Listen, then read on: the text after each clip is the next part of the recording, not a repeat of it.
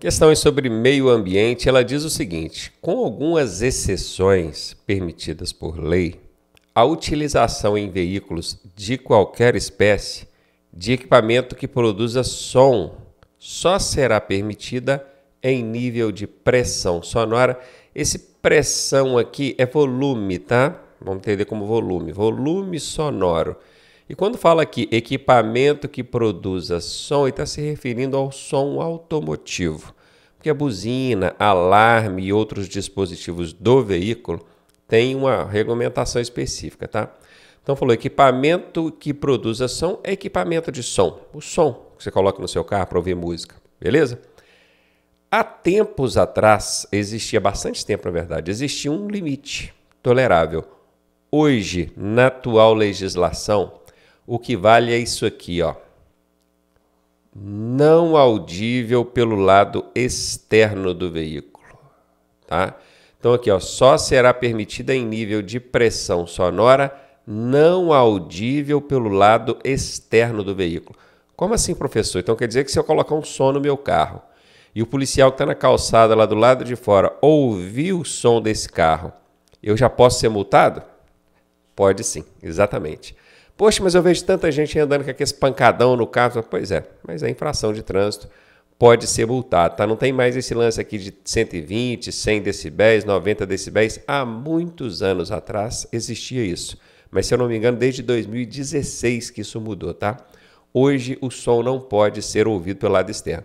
E quando aqui fala com algumas exceções permitidas por lei, é porque, obviamente, você vai ver aí um veículo que faz propaganda publicitária com a caixa de som em cima do carro ali, fazendo barulho, mas ali tá ok, tá permitido, que entra nessas exceções aqui, tá? Então, questão com resposta à letra C. Questão sobre meio ambiente, ela traz para a gente o seguinte: grande parte dos problemas de relacionamento humano no trânsito ocorre devido a fatores do tipo... Observe que aqui, relação social está incorporada dentro do conteúdo de meio ambiente, tá? Domínio aos impulsos indesejáveis. Vamos lá, grande parte dos problemas ocorre devido a fatores do tipo domínio aos impulsos indesejáveis. Seria falta de domínio, não? Falta de domínio sobre os impulsos indesejáveis. Aí faria mais sentido. Mas se a pessoa domina os impulsos indesejáveis dela, aí não chega a ser um problema de relacionamento, né? Então não é. Aqui está fora. Inversão de valores. Olha, faz todo sentido. O que é inversão de valores? É quando o certo é dado como errado e o errado é dado como certo. Ou então todo mundo começa a fazer, você começa a fazer errado porque todo mundo faz errado e quer justificar assim. Ah, mas todo mundo faz assim. Às vezes você estaciona em um local proibido e nunca viu a polícia aplicar multinha ali em ninguém, né? Chega na sua vez, o dia que você resolve estacionar lá, multinha em você. Aí você fala, mas todo mundo estaciona aqui, mas é proibido, não é? Então essa inversão de valores causa sim problemas de relacionamento humano. Com certeza. Vou deixar essa aqui com Vzinho, que certamente é essa a resposta. Ocorre devido a fatores do tipo respeito aos direitos alheios. Alheios é dos outros, tá? Alheios é dos outros. Se você quiser ler assim, ó, respeito aos direitos dos outros. Se você respeita os direitos dos outros, não é problema, né, gente? Claro que não. Letra C está fora. Supervalorização da segurança viária. Olha, segurança viária é a segurança nas vias. Viária vem de via. Isso aqui é ok. Quando você valoriza a segurança viária, ok. Imagina se você supervaloriza a segurança viária. É mais do que ok, né? Então aqui está tudo lindo, não tem nada de errado aqui, ué. Ok? Tudo lindo. Como é que isso pode ser um problema? Não tem como. Supervalorização da segurança viária não tem relação nenhuma com problema. Está fora. Fiquei mesmo com a letra B. Inversão de valores é problema de relacionamento humano. Mais um de meio ambiente, questão gigantesca. Detran quebra a galera com isso. A gente pega uma questão desse tamanho e tem que aprender a fazer o chamado Chico picadinho. E picando ela para ver o que realmente interessa, né? Vamos lá, alguns dispositivos existentes em seu veículo tem a finalidade de diminuir a poluição lançada no meio ambiente. Beleza, até aqui ele não perguntou nada, ele está só falando que o seu veículo tem dispositivos, cadê? Dispositivos que têm a finalidade de diminuir a poluição. Vamos falar de alguns desses dispositivos? Eu não posso, né, porque eu quero estar nas alternativas aqui. Daqui a pouco a gente chega lá então. Isso é feito por meio da redução do consumo de combustível. Beleza, se eu reduzo o consumo de combustível, eu estou poluindo menos. E melhor controle na emissão de gases poluentes. O escapamento, por exemplo, tem o catalisador, né? Junto ao tanque tem o canister, tem a sonda lambda também, que mede a quantidade de oxigênio que está saindo ali, para poder fazer uma mistura melhor lá dentro do sistema de injeção.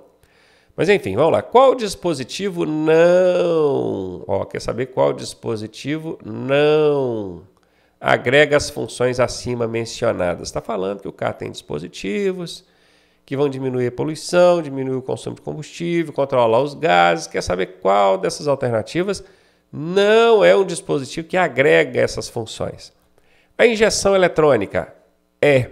A injeção eletrônica é um sistema todo eletrônico. Acabei de falar da sonda lambda, né, que mede a quantidade de oxigênio lá no escapamento, para poder fazer uma mistura melhor do combustível com o oxigênio lá dentro do motor e queimar só o que precisa, né? E evitar de ficar queimando combustível demais. A injeção eletrônica é ótimo, espetacular. É uma das coisas que veio para diminuir muito o consumo de combustível e diminuir muito também a poluição. A sonda lambda, acabei de falar, citei ela aqui. O catalisador também fica no escapamento do veículo, transformando gases perigosos em gases não perigosos. Aqui ainda colocaria também o canister, que absorve vapores de combustíveis, evitando que eles se dissipem no ar, e devolve ele para dentro da câmara de combustão. E o silenciador, né? O silenciador é que abafa os ruídos, o barulho do motor e uma série de outros. Agora, esse bacana aqui, o carburador, ele é um dispositivo antigo, antiquado, já não usual. Você até encontra em algumas motos, uns veículos mais antigos, mas ele foi substituído pela injeção eletrônica. A injeção eletrônica é quem domina agora. Mandou o carburador para a casa do chapéu, porque ele não estava ajudando em nada nisso aqui, na diminuição da poluição nem na diminuição do consumo de combustível. Beleza? Então, letra D de dado é a resposta. E aí, tá gostando da aula? Eu sou o professor Ronaldo Cardoso e tenho o caminho das pedras para você chegar à sua aprovação da forma mais suave possível. Se você fizer exatamente o que eu te pedi, eu garanto que você passa. Clique aqui no primeiro link da descrição e vem ser aprovado com a gente. Questão sobre primeiros socorros. Ao observar uma pessoa tendo convulsões, sabe o que é uma crise convulsiva, não sabe? Você já viu uma pessoa toda lá se debatendo, descontrolada? Crise convulsiva. Deve-se, ou seja, o que a gente deve fazer quando vê uma pessoa numa condição dessa? Apenas aguardar que a crise passe espontaneamente. Essas crises realmente, elas tendem a passar espontaneamente, sozinhas. Tá? Se ninguém fizer nada, a pessoa vai passar pela crise e vai restabelecer o estado normal dela. Isso é normal. Tá? Pode acontecer de alguns casos não passar e ela chegar a quadros mais graves aí. Mas o problema dessa alternativa é isso aqui, ó. É o apenas. Apenas é uma casca de banana. Eu já ensinei para os meus alunos que quando tem uma casca de banana numa alternativa, é 90% de chance dessa alternativa ser falsa. E nesse caso é falsa. Porque tem outras coisas que a gente pode fazer por essa vítima. Por exemplo, quando ela está ali em crise convulsiva, ela fica toda se debatendo, os braços, pernas, a cabeça. Vai que numa dessa ela bate a cabeça na ponta de uma pedra, de um meio-fio, se ela está caída ali na rua, por exemplo. Pelo menos amparar a cabeça da vítima, coisa assim, você precisa fazer. Não é simplesmente chegar lá, cruzar os braços e ficar olhando a pessoa. Ok? Então, apenas não cabe bem aqui. Letra B, abrir a boca da vítima, colocar um pano entre os dentes dela para evitar que ela morda a língua.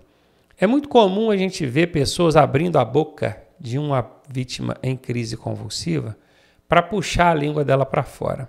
Não faça isso por vários motivos. Primeiro, porque ela está tendo contrações musculares muito fortes e numa dessa, no que se abre a boca e enfia o dedão lá dentro, ela pode contrair a mandíbula e morder muito forte no seu dedo, e aí as consequências a gente não sabe, né?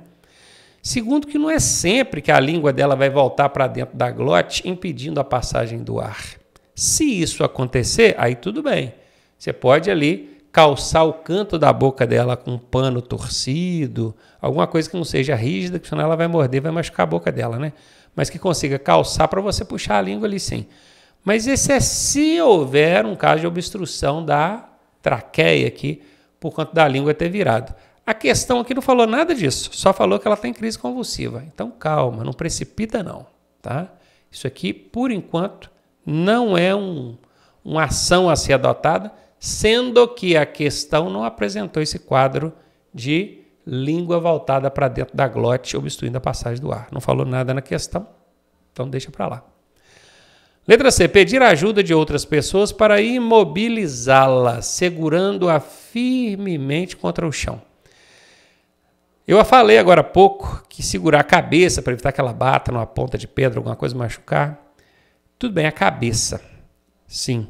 Mas não tente conter toda a pessoa, um segurando em cada braço, outro segurando em cada perna, prendendo a pessoa contra o chão. Inclusive, isso é um procedimento que a gente vê o pessoal fazendo contra alguém que está em crise convulsiva e não é adequado, tá?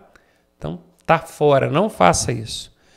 Pode deixar ela se debater, desde que proteja para não bater a cabeça em lugar nenhum, né? Vamos ver a letra D aqui, ó. Proteja a cabeça, ok, contra traumas.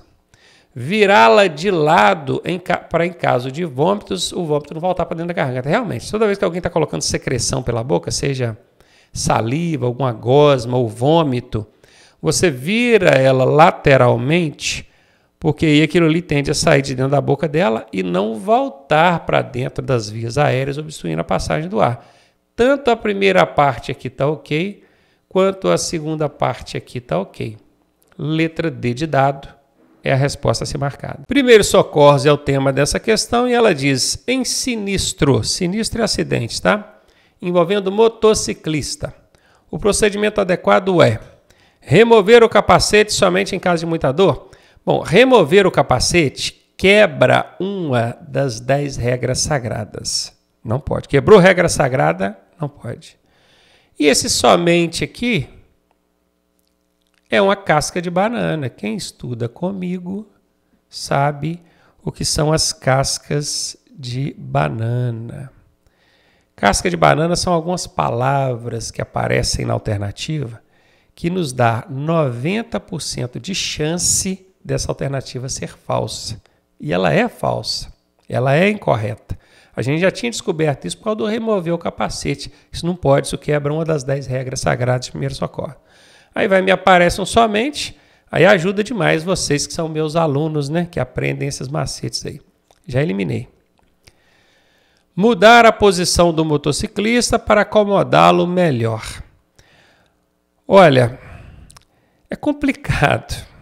Porque dentre as regras sagradas, diz que a gente não deve movimentar a vítima. Se mudar a posição dela, você está mexendo com ela. Então corre o risco ali de você agravar uma lesão, vai catar uma costela fraturada, no que você mexeu, aquela costela perfura um pulmão, perfura ou rompe uma artéria. Então se movimentar com vítima, cara, quebra a regra sagrada, não pode. Tanto que vocês podem observar que quando o socorro especializado chega, o que ele faz? Imobiliza essa vítima. Imobiliza de uma maneira que não é só eles que não mexem com a vítima, não. Eles imobilizam para que ela, a própria vítima, não consiga se movimentar. Fica toda presa. Prende ela numa maca rígida, presa pela testa, pelo tórax, pelos quadris, pelo joelho, pelos tornozelos, né? Então isso aqui não é bacana, não. Remover sempre o capacete. De novo, falando de remover capacete, não pode. E outra vez caiu casca de banana. Sempre também é casca de banana. Tá fora. Como a gente só tem 4 alternativas, nem lê a última, né? Ela é a resposta. Ó. Acionar o socorro especializado, ok. Não remover o capacete, ok. Todas as duas condutas aqui da letra D estão certas. Essa é a resposta. Primeiros socorros é essa questão. Ela diz, olha, respirar profundamente algumas vezes. Observar o seu próprio corpo em busca de ferimentos e confortar os ocupantes do seu veículo. São providências que devem ser tomadas para quê? Manter-se respirando, saber o que aconteceu, Manter o controle da situação e a calma ou manter-se vivo? Dá a sensação de que todas as respostas servem, não é? Mas imagine comigo, respirar profundamente algumas vezes. Isso aqui, lendo essa questão, a gente vê, observar o seu próprio corpo em busca de ferimentos, confortar os ocupantes do seu veículo. Isso dá a entender que a gente envolveu num acidente, uma colisão. Alguém veio pela contramão e colidiu com o carro da gente. Aí naquela pancada, até que você consegue voltar ao normal ali e ver o que aconteceu, você vai seguir esses passos aqui. Ó. Primeiro, respire algumas vezes. Para quê? Para você ver se você está bem, se está respirando, está tudo ok. Observe no seu próprio corpo se tem alguma fratura, algum ferimento, algum sangramento, está sentindo dor em algum lugar. Então isso aqui também é uma coisa que você vai fazer. Por fim, não tem nada de errado com você, você vai confortar, né? Era aqui, né? Então você vai confortar os ocupantes do seu veículo. Gente, calma, aconteceu, estamos todos bem, e aí? Isso é para manter-se respirando? Não, você já testou, já viu que está respirando. É para manter-se vivo? Não, você está vendo que você está vivo. Como é que um morto vai confortar os ocupantes do veículo? Não tem como, né, gente? Manter o controle da situação e a calma? Essa é a resposta, para manter o controle da situação, não deixar o pessoal entrar em pânico, beleza? Para saber o que aconteceu, quando você faz esses procedimentos que você já está vendo, e muitas vezes você não sabe exatamente o que aconteceu, né? Então, se no final você ficou entre B e C, não tenha dúvida, essa aqui é que mais se aproxima do que a questão está pedindo, manter o controle da situação e a calma. Letra C, a resposta. Questão de mecânica. Quando o painel do seu veículo acusar problema no sistema de arrefecimento é o sistema que cuida de controlar a temperatura do motor, tá? Onde tem água ali que vai circular, ele também funciona a ar, tem o ventilador, a ventoinha, que faz o ar passar pelo sistema. O procedimento básico então vamos lá, lá no painel, acendeu aquela luzinha acusando um problema no sistema de arrefecimento. O procedimento básico continuar a viagem. Gente, se o painel está mostrando lá que há um problema no sistema de arrefecimento, você forçar ali, continuar a viagem com o veículo, você pode causar um dano muito mais grave no veículo. Então, de forma alguma. Desligar o manômetro. Manômetro, pelo que eu saiba, é um dispositivo para medir a pressão de alguma coisa. Não é só veículo que tem isso não, tá? O dispositivo manômetro ele serve para isso, para medir pressão. E nesse caso não tem nenhuma relação aqui com o sistema de arrefecimento, que cuida de temperatura do motor, né? Se fosse desligar o termômetro, talvez fizesse sentido, né? Para não ficar acendendo aquela luzinha lá, não te incomodar. Fizesse sentido assim, não é que está certo, mas talvez fizesse sentido para alguém imaginar que assim fosse uma solução paliativa, né? Mas não é, tá? Aqui o manômetro não tem nada a ver com o sistema de arrefecimento, está fora. Lembre-se, manômetro é para medir a temperatura do motor. Na alternativa C diz parar o veículo e verificar o nível de água. Olha, parar o veículo é ótimo, né? Isso aí tem que ser, não tem como você forçar ali o carro a andar com um sistema de arrefecimento acusando problema aí. Verificar o nível de água. É certamente a primeira providência que qualquer pessoa adotaria. Obviamente que pode não ser exatamente o nível, a quantidade de água ali no sistema. Pode ser algum outro dispositivo do sistema que parou de funcionar, uma válvula termostática emperrada, o ventilador que puxa o ar deu problema, a mangueira rompeu, a água vazou, enfim. Mas esse aqui certamente vai ser o procedimento básico, o primeiro que qualquer pessoa vai adotar, eu iria nessa. Parar o veículo, ok, e verificar o nível de óleo. Óleo de onde? Nem falou de onde, é de lubrificação do motor, da caixa de câmbio, da onde? Ficou muito vaga, além de não ter nenhuma relação aqui com o sistema de arrefecimento. Letra D está fora, ficamos então com a letra C. Questão de mecânica.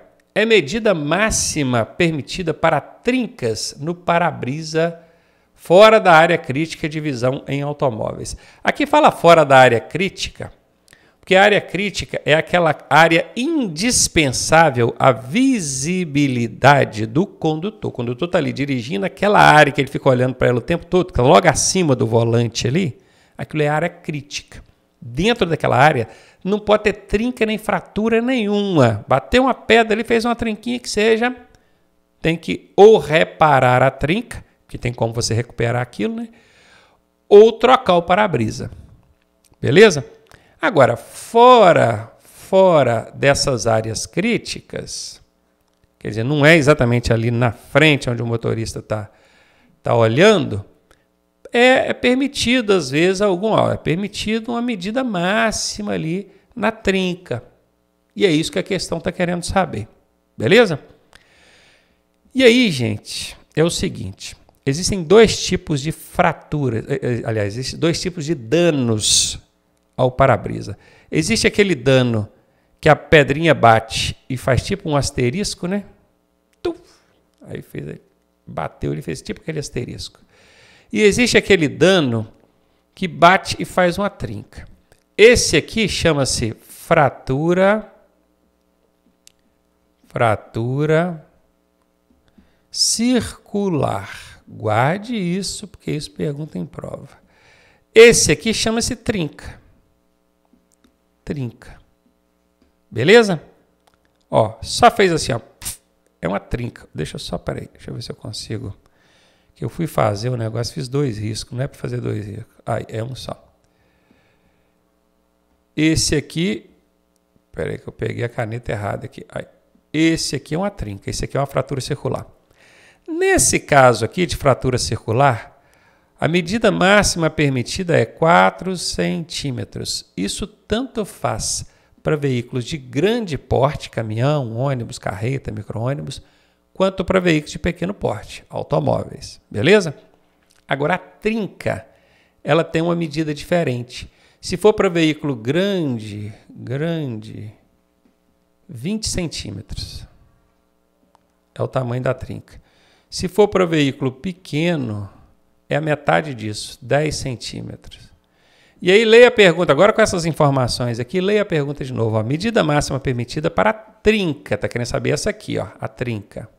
No para-brisa, fora da área crítica, para automóvel. Automóvel é veículo grande ou pequeno? Veículo pequeno. Veículo pequeno, 10 centímetros.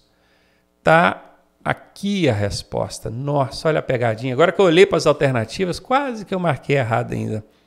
Tem aqui 10 milímetros. Ó, mm é milímetros, cm é centímetros.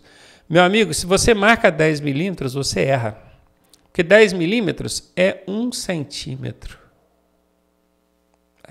Que Detran, filha da mãe, né? Quase que ele me pega e poderia ter pego você, tá? Cuidado para não confundir milímetro com centímetro. São 10 centímetros, tá? Ó, cm. Essa aqui é a resposta. E dirigir o veículo com trincas superiores a essas permitidas aqui, ou fraturas superiores a 4 centímetros, é infração de trânsito grave, tá? Dá 5 pontos ali no prontuário e o veículo fica retido até você consertar aquilo ali. Questão sobre mecânica. Imediatamente após dirigir o dia inteiro, você para o veículo e percebe que precisa completar a água do radiador. Nesse caso, você deve desligar o carro e completar com o nível com água fria. Gente, entenda uma coisa. Primeiramente, você não deveria fazer ali verificação e completar nível de água com motor quente. Falou imediatamente após dirigir o dia inteiro. O motor está quente. Não deveria. Mas vamos supor que precisa, né? Você precisa fazer aquilo ali naquele momento. A título de exceção, não é a regra, é exceção, você até pode completar essa água com motor quente. Mas você não pode desligar o motor. Você tem que manter o motor ligado, que é para a água circular enquanto você está completando. Tá?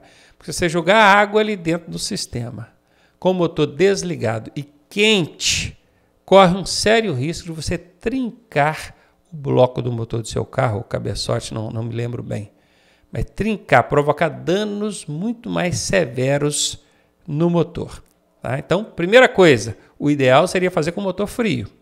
Mas já que está fazendo com motor quente, está falando imediatamente já pode dirigir o dia inteiro. Faça, mas faça com o motor ligado, tá? Aqui fala, ó, ligar o carro, beleza, e completar o nível com água fria. Tem que ser água fria, a gente não bota água quente em sistema de arrefecimento, não. Certamente essa aqui vai ser a resposta, essa aqui está eliminada. Ligar o carro, ok, completar com água fervendo. Não, né, gente? Aqui está fora. Todas estão corretas? Não. Professor, o senhor ensinou um macete e o senhor falou que quando aparece essa palavra todas, é 80% de chance desta ser a resposta. Pois é, 80% das vezes vai dar certo, 20% não vai dar certo. E nesse caso aqui caiu nos 20%, tá? O macete não é 100%, ele ajuda em 8 de cada 10 vezes que você usa. Mas 2 vezes pode ser que ele dê errado. Aqui dá para aplicar um outro macete, que é o macete das alternativas brigonas, né? Ó, brigonas. O que é alternativa brigona? Uma fala uma coisa, a outra fala outra. Uma das duas tem que ser a resposta, porque uma está falando verdade, a outra está falando mentira.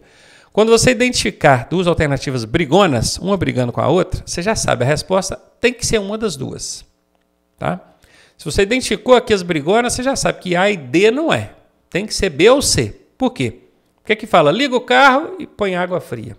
A outra, liga o carro e põe água fervendo. E aí, eu ponho água fria ou fervendo? Uma das duas está falando a verdade. No caso, é a letra B que está falando a verdade. Questão sobre mecânica. Qual dos itens abaixo pode ocasionar o processo de oxidação? Oxidação é algo que acontece, um dano que acontece quando você coloca água de torneira. Água que você pegou ali numa mangueira, no posto de combustível. Ah, completa aí a água do sistema de arrefecimento, aquela água pura, né? E aí você vai oxidar ali o motor do seu carro, porque está circulando ali água sem um aditivo antiferrugem. Oxidação é o mesmo que ferrugem. Guarde isso, ferrugem. Se você deixa de usar um aditivo na água do radiador ou na água do sistema de arrefecimento, um aditivo antiferrugem, vai acontecer a ferrugem, que é a oxidação. Beleza? Se aqui tivesse usado a palavra ferrugem, você já ia logo relacionar ferrugem com antiferrugem. Aditivo é aquele vidrinho ali que a gente põe junto com a água. E aí você ia relacionar que essa é a resposta. Mas o Detran não vai facilitar a sua vida. Então vai colocar oxidação. Só você guardar. Oxidação é ferrugem. Ferrugem você combate com aditivo antiferrugem. Não pode botar água de torneira pura lá no motor. No motor não. No sistema de arrefecimento do seu carro. Beleza? Letra C aí foi para a conta.